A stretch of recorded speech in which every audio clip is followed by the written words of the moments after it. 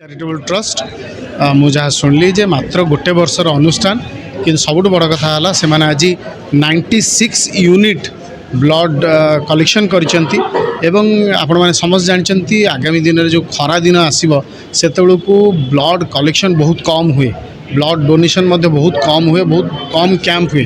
ता पूर्व यही समय कैंप करिकी ब्लड कलेक्शन करवा एवं आपण माने जानचंती ब्लड निहाती एबे आपण प्रत्येक दिन रे शह शह होची एक्सीडेंट होची एवं मोर जा पाखे जहाँ तथ्य अच्छी स्पेशली महिला पाखे हिमोग्लोबिन बहुत कम देखा जाउची।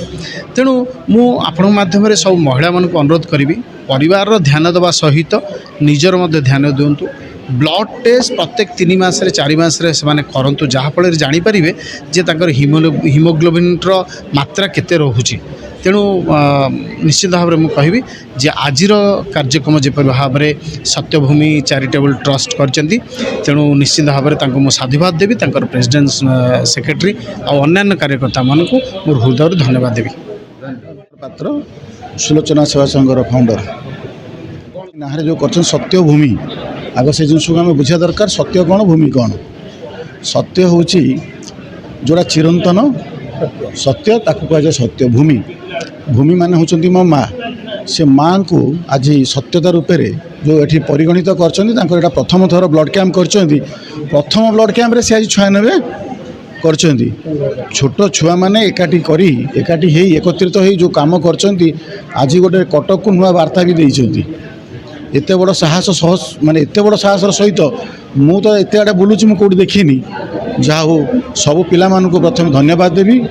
से सान भौणी मैंने सान भाई मैंने लगी पड़ी आज 96 यूनिट कर प्रत्येक जीवन को आज जीवन दान कर सौभाग्य साहू मु सत्यभूमि चैरिटेबल सेक्रेटरी अच्छी आज सत्यभूमि चैरिटेबल आज प्रथम एटा ब्लड डोनेशन कैंप। आगुरी आम जहाँ भी कर सब भलेंटारी आग ग्रुप सहित मिसिक कर आज आमर एटा प्रथम कैंप।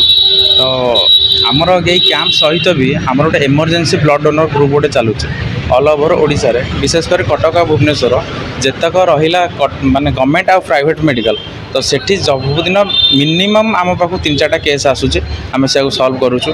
आज ही कैंपर मूल लक्ष्य है आसंता ग्रीष्म प्रभाव को देखिए ग्रीष्म प्रभाव माने रक्त भंडार रक्त पूरा खाली एसेंशियल करेंगे कौन तो से असुविधा को आड़ाई आज ही कैंपटा आम आयोजन करूँ। सेक्रेटरी हिंदू जागरण मंच जो सत्यभूमि चैरिटेबल ट्रस्ट द्वारा आयोजित रक्तदान शिविर रे बहुत बहुत शुभेच्छा अभिनंदन।